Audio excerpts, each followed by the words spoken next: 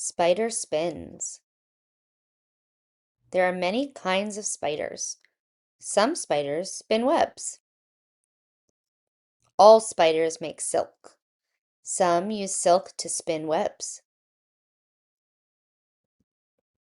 First, the spider sprays one silk thread. The spider sprays more silk. Each thread is a spoke in the web. The spider moves in a circle. The spokes form a spiral. The spider spins until the web is done. See how this web sparkles? Spiders use webs to catch food. The spider waits in one spot. It waits for a bug to come near.